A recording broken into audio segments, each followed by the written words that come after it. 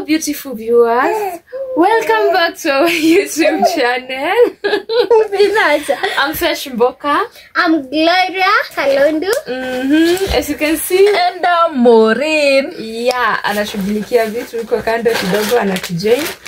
So this is a Bambika show.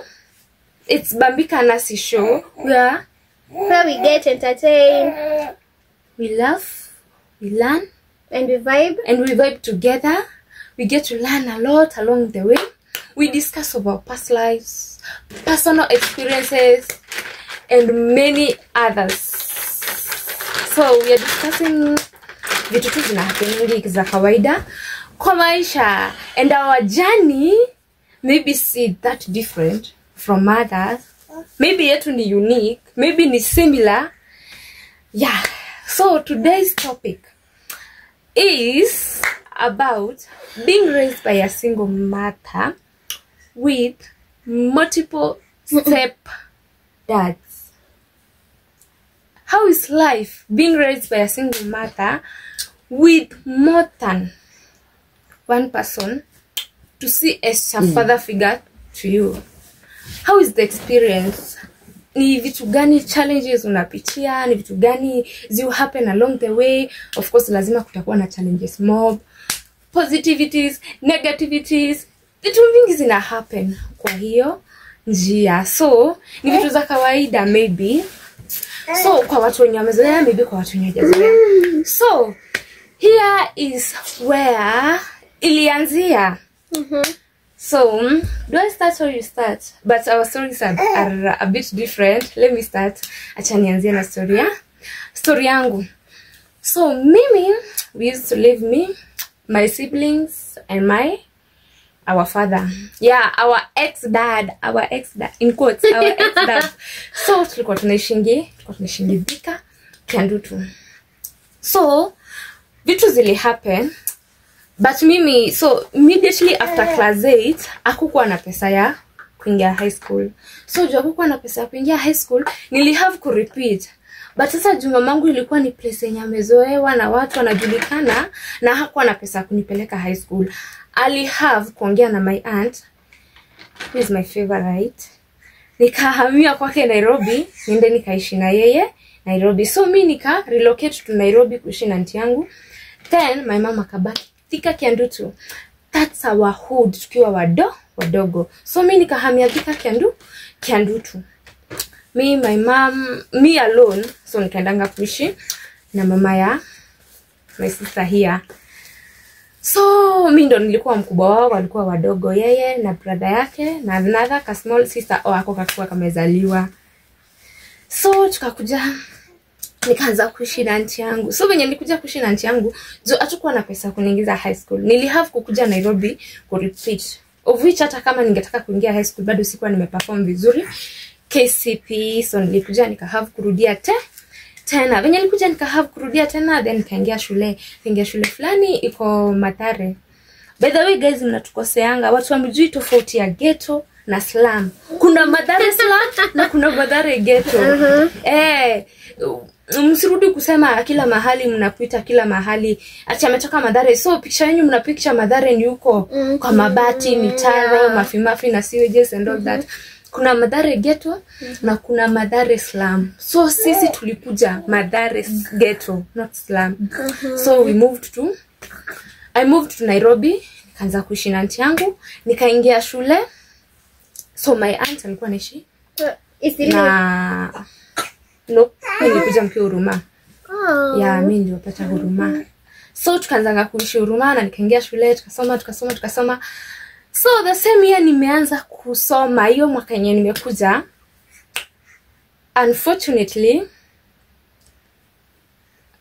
ikakuwa no, before that my aunt akakuwa expectant. Move to Thika, at least akuwa na mtu wa kumwangalia during pregnancy. Akaniacha mimi na watu wake wawili na habi. So mimi aunti yangu akaenda Thika, mimi nikabaki Nairobi hapo Huruma kwake na watoto wake wawili. So venye alienda wakakaa, then atakaza tukwanga tunaendanga hadi kuona mtoi nini. That was mahali mahali 2014 mahali July. So before hiyo mwaka ishe, tukapoteza shushu yetu. Mom to my dad akapotea, tukaenda burial, then we came back. So during hiyo nini kitu ika happen mahali November, siko sure, August, November hapo July. Immediately auntie yangu amejifungua. Kitu ika happen. Unfortunately our family kwa hiyo story imeisha hivyo. So my mom, now the single mother. This is where the picture of being raised by a single mother begins. Yeah, this is where the journey being raised as a single child by a single mother began. So ilikuwa on a Saturday, kulikuwa na tuition. By the way ilikuwa August. Sio ya August. Yeah, ilikuwa August. Ya August kwa kana July. Ya August. When we were school. Ya August. Oh, nyoni nyoma la shule baadaye. Oh yeah, ilikuwa August. Okay, ilikuwa holiday tulifunga. August. Sisi tukapeleka Ushago. Oh, by the way alienda Ushago. Yeah, we are 3, so Kanando mwadi mosi. When we were school. Twende mosi. We went to Ushago. When we came back, tukarudi, tukakaka kidogo. Then ndo tukakuja huku Nairobi. Yes. So sasa hiyo ndo nataka kuwaleta penye ili happen wakakuja to Nairobi. So ika happen, mimi nimetoka shule on a Saturday, niko kwa nyumba. Kulikuwa na simu ilikuwa imeacha hapo ya kucommunicate na my aunt na habi wake, cause bado nilikuwa nimebaki na watu wake wawili. Nilikuwa class 8, I was 14 13 hapo. So kulikuwa na kasimu kadogo tu kakupigiwa. So mimi nimetoka tuition shule on a Saturday, because ilikuwa Friday, sikumbuki. Juu nilikuwa nimetoka tuition mahali saa 8, shule zilikuwa zimefungwa. So mimi nimefika kwa nyumba, auntie yangu amenipiga. Mimi hata sikuwa najua kama isha happen na hiyo story ya nini isha. So mimi nimekuja, tumeanza kupika lunch, nafanya usafi hapo kwa nyumba. Walikuwa wadogo, so mimi ndo nashughulikia vitu za home. Nimefika, nimepigiwa simu na auntie yangu. Ananiambia aje nikuje hapa nyuma kwa barabara. Auntie yangu mimi the last time tukiongea alikuwa amesema atakuja huku mtoto akishakuwa mkubwa. So mimi niko surprised, so mtoto ndo amezaliwa ako 2 weeks. Wanakuja kufanya nini? Anyway nikasema ni sawa. Mimi kuendea nafika napata wamekuja na taxi. Watu wako na vitu mingi kama watu wamehama. So mimi sirashi kuwauliza. Mimi sirashi kuwauliza. Tena meza katoto kwanza ndo kalishwa, kalikuwa keusi. So mimi nikafahamu mtoto, nikabeba mtoto, then tukaenda kwa nyumba. So mimi sitaki kuuliza juu kwanza kitu ya kwanza anashangaa. Mwenye kuzaa alikuwa ameniambia atarudi huku mtoto akiwa na 3 months. Huyu mtoto hatajafikisha a month. Amekuja. Nikasema ni sawa. Then tukachukua vitu, tukaingia kwa nyumba. So auntie yangu akaenda job. Wakajipanga jioni wakaenda job. So mimi kwa akili yangu najiambia wamekuja, then watarudi baada, maybe atakaka then arudi. So the following morning amekuja tena. Alafu nikisikiza stories zenye wanapiga ni stories za hata ifadhali ningeendea wewe. Hata afadhali singeacha watoto. So unajua inakuwa ngumu sana kuuliza mzazi kitu anaongelelea. Hatakuwa tumeachwa. So hiyo siku yenye alikuja Nairobi kulikuwa na chade inaitwa jina Kiswahili. Ceremony. Kulikuwa na hizi traditional wedding kwetu home. Yeah. Sasa auntie yangu. Hiyo siku ilikuwa on Friday, hata ilikuwa on Saturday, ilikuwa on Friday. Mamangu akakuja huku, sisi kulikuwa na kwetu tulikuwa tunaishi na yeye, tukaambiwa tuende na yeye Ushago. Then my mom akakuja huku na auntie yangu.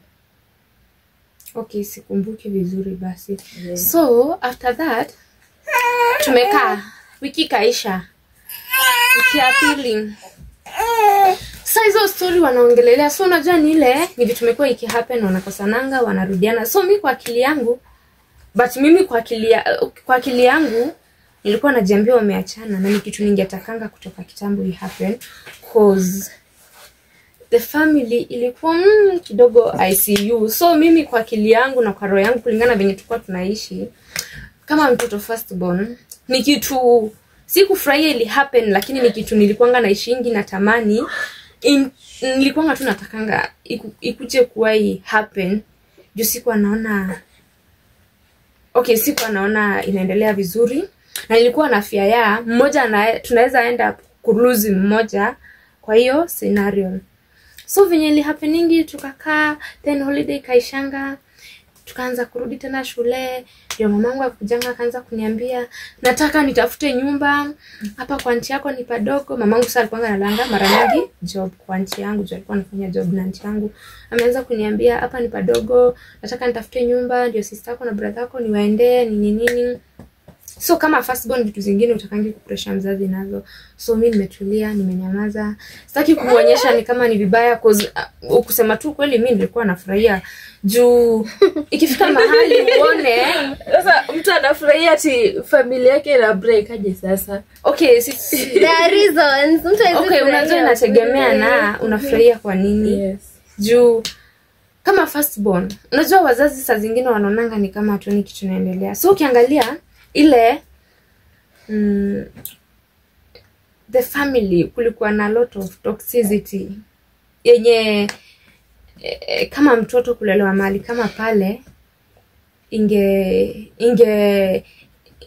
kuharibu maybe hata akili juu ingekuwa traumatized. It was a toxic marriage. Yeah, so all in all haikuwa work cause kwanza na familia they never liked my mom. Yes. Especially the mother to my happy.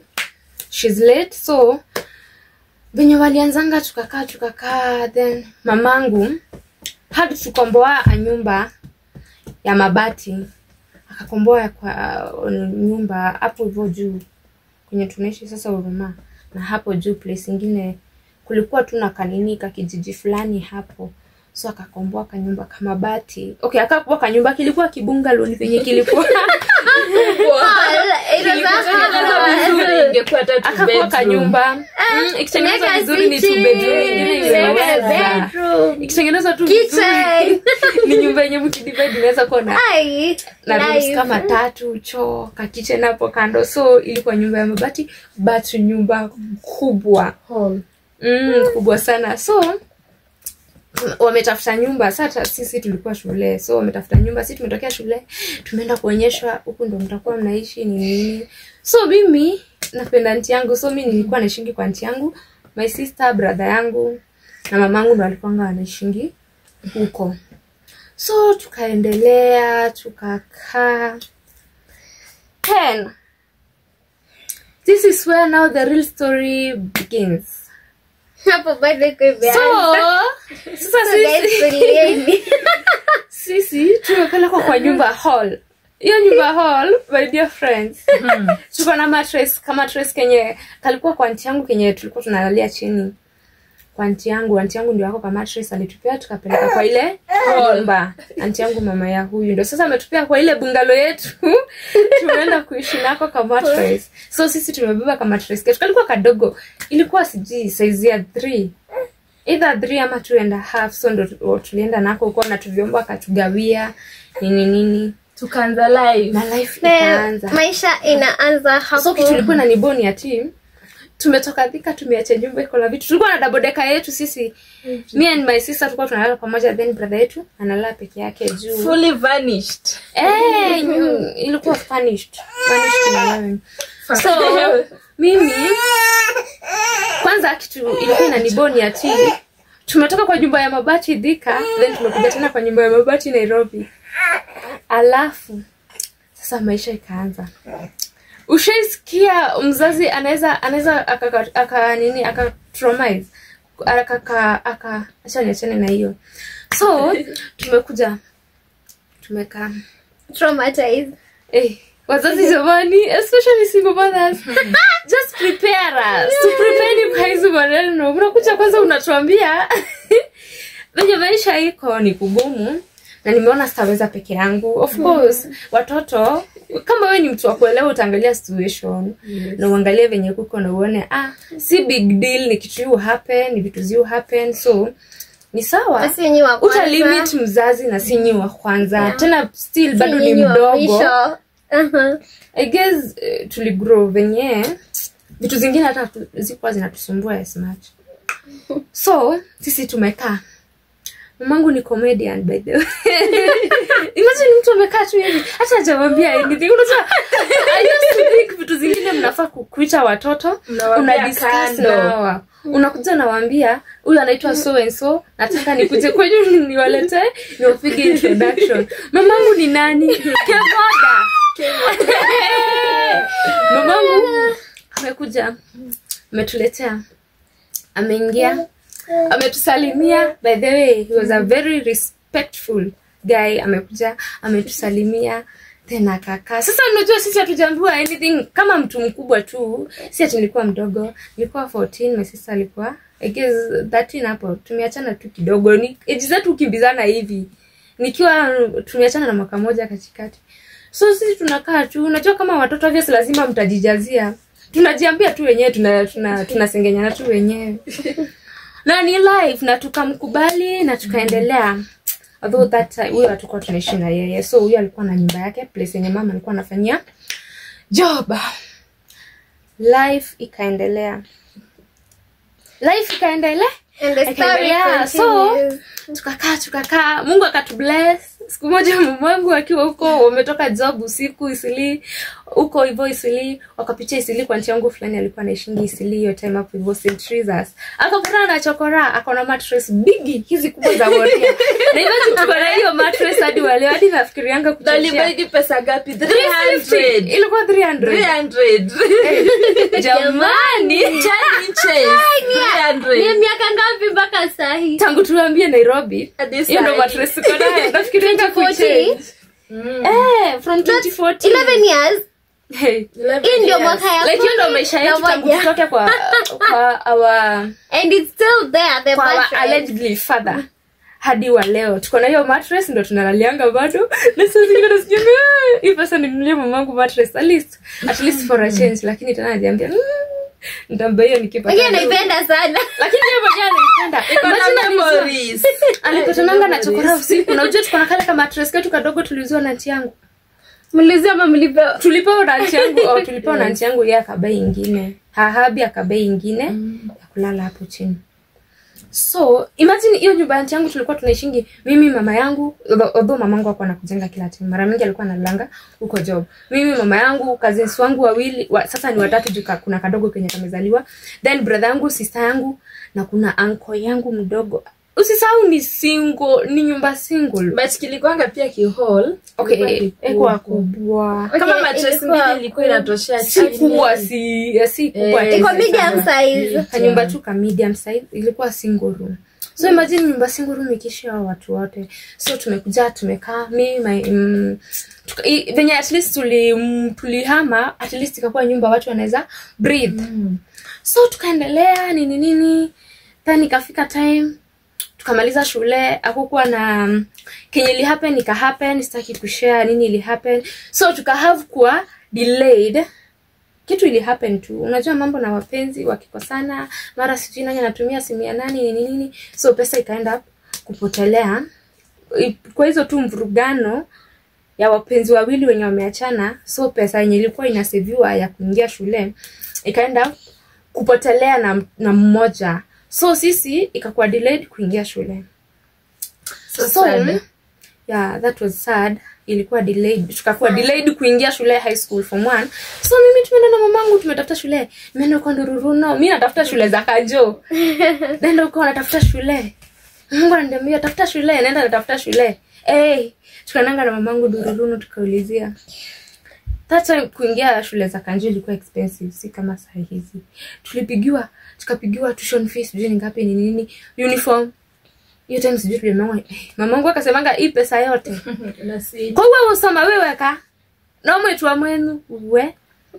Karudingi kwa nyumba. Sasa mimi tumekaa na mama yangu, ananiambia sasa venye iko hatuwezi kulipia, siwezi kulipia, sina hiyo uwezo. Kwanza hata sikuingianga first term. Si shule watu wanaingianga Feb. Mimi sikuingia first term. Nilihavu kuingia shule second term. Mamangu kwanza ajipe time ya kutafuta pesa. At least mimi nianze juu mimi ndo mkubwa na nilikuwa nisha repeat cha kukua bado na pesa ya kuingia form 1. So mimi niliingia shule second term. So after nimekaa second term mali kama mwezi wa 3 hapo hivyo, then pia sistangu akaingia. Tukaendelea tukakaa kidogo.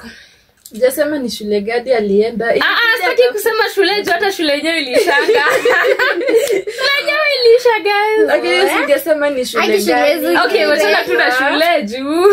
Ni majira. Okay, ilikuwa tu ka private kama. Ilikuwa ka private school Kenya. Neighbor akisikia neighbor anaamka kuwekea patanisho asubuhi. Imagine. Na music. Loud music asubuhi kwa class.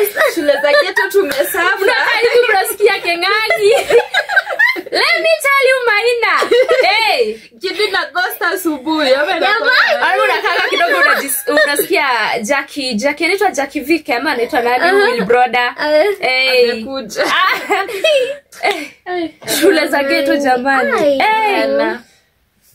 Mamina watu tarehe. So tukaingia shule Enyewe alijaribu wazazi wengine mtoto akimaliza, kuna wazazi kwanza ukimaliza primary wanaonanga wamemalizana na wewe. So ikafika mahali tukakaa mamangu ni nani, mamangu tupiga intro vinoma hadi naweza kutraumatize for the rest of your life. Tumekaa hivi sasa ikafika mahali place tulikuwa tunaishi huko room huko juu kwa chief. Hapa kwa chief police station. Hiyo nini kwa chief camp. Tulikuwa tunaishi hapo. So ikakuwa hiyo place imebaiwa.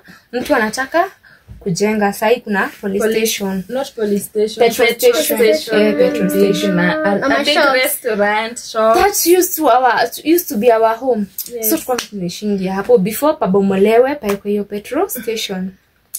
So tuka after she brought the first guy, alikuwa mzuri, tulikuwa tuna vibe nini. Ulikuwa na mambo mingi. I guess ni venye tulikuwa tunaishi na yeye nyumba moja. So kukakuwa kuna hamwa tukakujanga. By the first guy hata tulienanga na yeye Machakos kuzika kazi yetu fulani. Twende dikana kama tata waandika sisi. No. Eta hata tusema majina juu ya privacy maybe. Wako na familia, washaendelea na maisha yao. Ama maybe bado ni watu walikuwa na familia, so haitakuwa vizuri. So sasa ikabidi tukahamia plot ingine. Utamu ilikuwa hapo kutoka kwa nyumba ya mabati ati tumehamia nyumba ya mawe.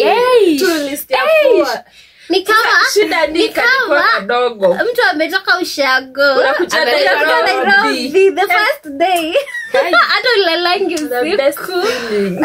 So Mungu akatubariki. Hiyo time tumetoka kwa ile nyumba, aunti yangu huko tulikuwa tushabai hadi bebe. Though ilikuwa second hand but ilikuwa supu sana. So tumetoka huko, then tumehamia sasa place ingine. So place tulihamia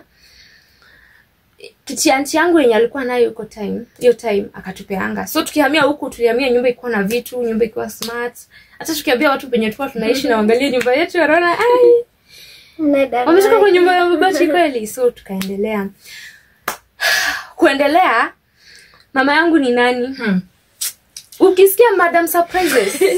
That's tuambia what happened to the other guy. Aje tuambie surprise after surprise guys. Tupiga kwa surprise.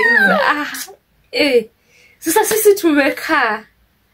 But kitu nimekuja kuona, no matter the situation, acha hao watu uwaeke boundaries. These are my kids. Yes. Nyinyi huyu ni fulani, heshima zake zikue, na wewe pia sitaki mvukane mipaka cause kwa hiyo time yote na hizo nini zote the first guy never disrespected us. Alikuwa anatuheshimu by the way. Aje tuchezea in a way that tunaweza mshuku. So tumekaa tu. Alafu mamangu ni yule mtu mtafanya nini? Mwenye hataki nyumba ni yangu. Kama mko wakubwa endeni. Anaweza So tumekaa. Mamangu ndo huyo wa pili. Ndo huyo. Alafu wa pili kitu kingine alikuwa wa pili.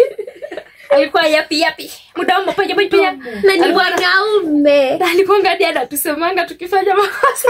Imagine mtu amekuja kwenu Na ni kwenu. amewapata mkiishi vizuri, mnafanya makosa, anakuja kuambia mama yenu. Sasa ilikuwa inaniboju kanashinda hapo, kwa kanaenda kazi, tu kalikuwa kamevutwa kazi, kalikuwa kanashinda. Respect please. Let's Para si kwa nakapenda. Is that someone? So Kitu ilifanyanga mimi nikamchukia kabisa. That time watu walikuwa wanapenda kutumia Star Times. Ni hiyo time ya madekoda nini. Watu walikuwa wanatumia Star Times. Sasa mimi nuje Star Times hiyo time venye ilikuwa inashika tu vipindi moto kulikuwa na Rembo TV, Swahili nini hizo za whatever novela. Nilikuwa nafuatilia mavipindi za novela zote. Then mtu ameletwa kwenyu anataka shinde na remote, time yako ya kuwatch novela imefika. Really? Na ni mwanaume. Imelipiwa. alikuwa tu okay, alikuwa na behavior za utoto. Za utoto. Sijui shamba ama nini. Sorry to say this. Yes. I'm sorry, but alikuwa man up. some people alikuwa na kautoto fulani sana. So tumekaa, so sasa ili have sasa huyo kitu ilikuwa natubwa na yeye guys ni venye tukwanga tunaishingi na yeye the same house. Unajua nyumba za ghetto ni tudogo, there is no privacy. But so utafanya nini? Mamangu akisha kwambia tunasaidiana na yeye maisha, utajilipia school fees, utakuwa unajibaia chakula nini utadu? Hakuna kitu utadu. Unachana na maisha inaenda venye naye inaenda juu hauna otherwise na ujilei. But kitu nilikuwa nashukuringi na mamangu ni akisha tuletea msee, boundaries zilikuwa zinawekwa, hata tu restrict kuongea na wao nini hata akiwa hapo we are open, hata kama yuko we are open to talk to them. Lakini kwa kuvuka mipaka atupate mtu anaweza kujokea kwanza hakika. Hadi mamangu alikuwa anatuambia if anything ever happens, kitu inakaa suspicious, do not hesitate to call me. Do not hesitate. So tukakaa, then the guy ata he had already promised us a land. Tulikuwa sisi tungekuwa na watu kama sisi breakups zenye happen kama hatujui, tungekuwa na kwetu. I guess alikuwa mdogo kidogo kuliko mamangu, but tunasemanga age is just a number. The age difference was a bit, I guess ndo maana tulikuwa tunamdharau, because of course tulikuwa tunamdharau. Sitaki kudanganya, sitaki kufilter vitu. So tumekaa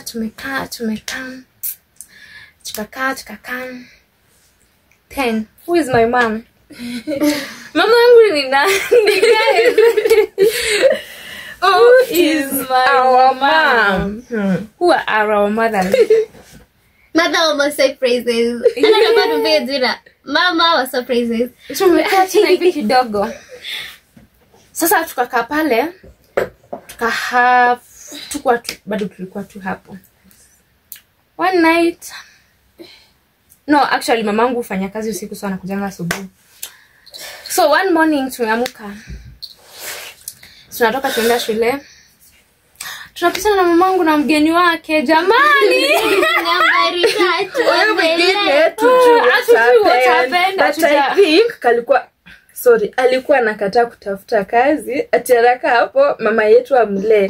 Na pia sisi anatulea. Sasa tuongezaje mzigo kwa mzigo. Sasa I think yote ilifanyanga wakosane, but hawakutuambianga like sisi tu kujuaga. Tulionanga tu vitu amekuja amebeba tu bagi yake. Tuko tunampenda. Yeah, he came for his bag. Akabeba kila kitu na true but they broke up. But tulikuwa tunampenda. Erimu alienda.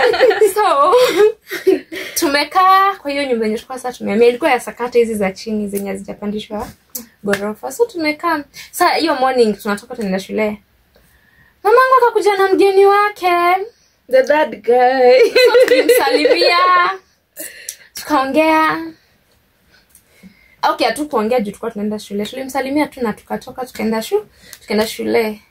Juu mimi hata mara mingi sikuanga naishingi. Nilikuwa naendanga kuamsha hiki. Huyu ni mtu mwenye anaweza set alarm. Aiki hadi kwa masikio yake na ilie ni kama si yeye alikuwa ameset. Huyu. Imagine mimi naamka alafu naenda kumwamsha. na ni kila siku, na nisipomwamsha hataenda shule, na akienda atarudishwa huko nje kuchelewa.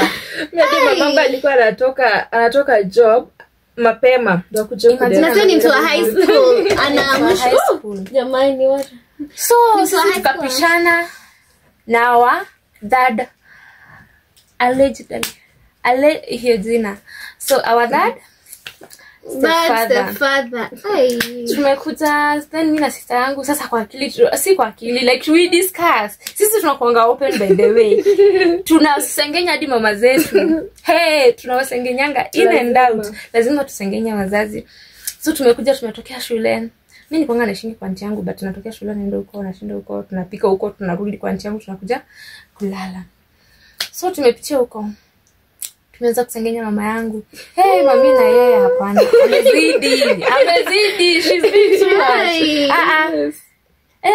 At least sasa hata tupumzishe. Alafu unajua kama watoto mnakuanga na zile za watu watasema nini. Guys, acha niwaambie, hata watu wakisema nini, they are not paying school fees for you. They can't pay your bills. Hawalipi rent. Shauri yao, let them talk. Watu wacheni watu waongee venye wataongea. No one, if your mother is capable anawalipia school fees. Ni very few parents wanafanyanga hivyo, especially kwa hizi maisha za slums. Yes. Na get. And no matter what, people will always talk. Mkwe wazuri, mkwe wabaya, people will always alafu talk. Kama hujaijua, as long as umerizwa na single mother, people expect you to be bad girl. Mbaya because wanaona mama yako pia ni mbaya, mbona hajaolewa ni mbaya. So sisi tukakaa, then boom ameshatuletea. So tukaendelea for the past first few days hakuangana kuja kwetu. Then kidogo tumeanza kukakaa. Amecamp. Nyumba ni kadogo. He's there to stay. Na nyumba ni ndogo. He's going nowhere. Guys, if you see us shining, let us shine. We've been through a lot. It's not been easy at all. So tumekuja, that guy ameletwa. So at least that guy alikuwa mature, he was loving. Yeah, so tumeletewa that guy, tumekaa nikamaliza high school, tukakaa nikaingia job, nikamaliza high school, nikaenda college. He was loving, especially kama kwa father figure. Tuseme tu hakuwa mbaya, si ndo tulikuwa wabaya. Nikijaribu kuangalia vitu na venye zinafaa kukua, si ndo tulikuwa wabaya. Kusema kweli sisi ndio tulikuwa wabaya, especially huyu kwanza, huyu ni mtu mbaya. Mimi sikuwa naishingi na wao sana. So unajua vitu mingi mimi nasikia kutoka kwa huyu. So tukakaa. Then nikafika mahali juzi tu, si kitambo sana. Mamangu ni yule msee. Guys, a mother of surprises. She's full of surprises. Our mom decided to surprise us. Mind you, mimi ni mkubwa. I'm already ni kama cause the third guy ndo tumekuwa na yeye for the longest. Ni kama 8 years. It's been long. Imekuwa miaka mingi. Sikumbuki namba kabisa exactly. Tadhani kwa sasa form 2. So from 2 ya 2015. So from 2015 hadi 2023 tu. Kana 2023. Hiyo siwezi hesabu ni miaka ngapi. So sisi tumekaa. Okay, mimi penye nilifikanga mahali hapo 2022. 8 years. 8 years. So venye nilifukanga mahali hapo 2022, mimi Mungu akanibariki tu ile kidogo, cause you know kuishi mahali na step parent ikwangi easy. Wenye umelelewa na wazazi step parents ikwangi easy. Kuna hiyo kukoseana heshima, kuna tu mvutano twingi tunyukua. So mimi venye nilifika mahali nikajisikia naweza nimesave enough, naweza hama nikaishi peke yangu. Nikakaa nikaanza kubaingi vitu za nyumba. Then 2022 nika move out. nikatoka kwetu nikahamia place ingine, nikachanga sister yangu na mamangu na brother yangu na wa third dada hapo. So mimi nikiwa kwenye nilikuwa naishi, this madam here, Madam reporter. this madam here, yeye anafaa kufanya hata kazi ya news anchor. This madam here amenipigia, hello, sasa poa, nini unaendelea aje? Niko poa. Imagine Odaku hitaki uzembe. hey, madam update hapa. Imagine mami nini mtu mwingine hapo sijui anakaaje nini. So tukaongea nikamwambia ni sawa. So mimi ile makasiriko naona tushakuwa wakubwa, hii maisha ni nini vitu tu mingi, mimi naona tushakuwa wakubwa, at least tupumzishe, tushasoma, mimi nimemaliza high school. Then alikuwa anatuambia akona wao ndio tusome. Na tushamaliza, mmoja ndo amebaki. So mimi nashindwa uko na wao ndio tusome. Mimi nishamaliza, at least hata ukiniambia somesha huyu naweza lipia mmoja school fees. Na wewe baki na huyu mmoja. Mbona bado kwa nini? Mbona So mimi nikakawianga sana by the way bila kukuja kwetu juu nilikuanga na hizo mauchungu. Ushaumwa na kitu yenye hata si yako na ifai kukuuma. Already nishahama kwetu, so si master tanikuje. Then tumekaa. Nikakujanga tu siku moja. Nikapata Mr. Man. Nikamsalimia. Bo tukonga tunaongeanga hivi sana. So tukaendelea na maisha, tukakaa. Then it happen venye ili happen. Of course our mother never ceases to surprise us. She brought us another father. So currently at the moment we have 5 fathers. 5 but good thing ni mimi nishamaliza high school kitambo, brother yangu ndo anamaliza. So yo mwingine haizi kuja hapa, nitamfukuza. Unakuja wapi? Anakuja wapi? Kubwa akienda narudi kwake. Yes. Hapo hakukai mtu. Lazima. So guys, being raised by a step parent si easy. Unaweza kuwa tunavekingi life huko nje guys. Guys, we've been through a lot. Ni venye tu hatuwezi weka vitu hapa hatuwezi waambia kila kitu. Ni venye hatuwezi waambia. If neighbors could talk. Hey! Kai! Hey, jamani. We've been through a lot. Too sad. We lost the dad, stepfather. Kitu ili happen, hatuko tuna expect. It was sad. But tunajua Mungu ndo anamuanga na Mungu anakuanga na reasons zake. Mimi singekufa part yake, huyu angekufa part yake. Ilikuwa tu yeye ndo aende. Mambo ya God. Yeah, ilikuwa mambo ya God. So it happen. Tuku attend burial juu the family walikuwa wanatujua and kulikuwa na mambo mingi za nini. Obviously wanatupenda. And we didn't like them also. So mimi sikuwa na issue na wao juu najua ni watu wamjaipatana, so it happen. So guys, after our mom brought us that one, as we are talking, we have a new father. Ni daddy town. We have a new father. Mimi nilikuwa tunawadanisha pamoja, simu ikipigwa nasikia fulani wanaongea nikasema wewe kwani nipata mwingine. Ni lie. Wazazi mtaonyesha mambo. I guess the more I grow old, the more naenda nikimwelewa. She's still young, akona maisha yake ya kuishi. Yeah, sure. Na sasa shina nikiingilia maisha ya mzazi. Niache niishi maisha yangu, aishi maisha yake. Bado ni mdogo. You know, saa zingine nakanga najiambia utifa tungetoka kwa baba yetu. Si bado angekuwa na baba yetu. Asingekuwa tuna behave weird, si ndio? So ni life. So ilifikanga mahali nikakubali vitu, tukahave kukubali venye vitu ziko juu sasa hata usipokubali utadu mama yako huwezi mchapa si mtoto. Nothing. Nalikuwa natuambia wewe ukisikia you are too grown, you can't fit here. Unaenda. But at least she did a good thing. At least aliwasomesha. At least mlikula, mkukosa chakula, alilipa rent, everything. So, kuongea hii story hapa imanishi alikuwa anafanya kitu yote mbaya. No, hakuwa anafanya Guys, she tried. Si rahisi. But the way she's the best. I've tried to put myself in her shoes. Na siwezi toshea. Si rahisi. Unalipa fee peke yako, rent. She's the best. Watoto watatu. Leave alone fee. Kama rent in Nairobi na chakula. Guys, it was hard. Yeah.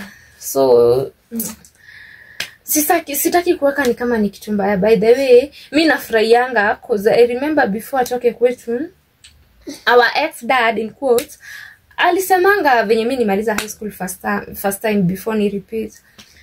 Alisemanga haezi invest kwa msichana mwenye later on atakuja kuolewa na hatakuwa na benefit yote kwa maisha yake. Akaongea vibaya, ni mzazi siwezi mlaumu, ako na reasons zake za kuongea. Ni sawa, ni life, na life inasonga. We are thankful that tumefika penye tumefika. Hatuja make it hata nyinyi mkiona, but we are still working hard, you know, we are working hard. At least maombi yetu ni itafika mahali. We make our mothers proud. Too sad the other guy died before we could do something, but ilikuwa tu ni mipango ya Mungu. Cause it was something that I had in mind, but it can happen akatuacha. So the rest, if it happen, Mungu anibariki ama bariki any of my sister, any of my sibling. Hatutawasahau. If you are watching this ama utai kusana na hii clip mahali, Tulea. We are grateful. Ushetulipia fee, nishafukuzwa shule, nikakupigia simu, nimefukuzwa shule kanitumia 500 ama 1000. I'm grateful. Kama tushai kukosea heshima, we are sorry. I'm sorry. I'm apologizing from the bottom of my toes to the top of my hair. We are sorry, new turtles. I wish I knew better earlier. Sahi ningekuwa a different person, but you know, ni life. Unajua inakuanga hard kama watu ku accept reality na kukubali mambo venye iko. Unataka vitu zikuwe venye wewe unataka. So it happened, guys. I think tumalizie hapo kwa sahi. See you next time. Bye. Bye.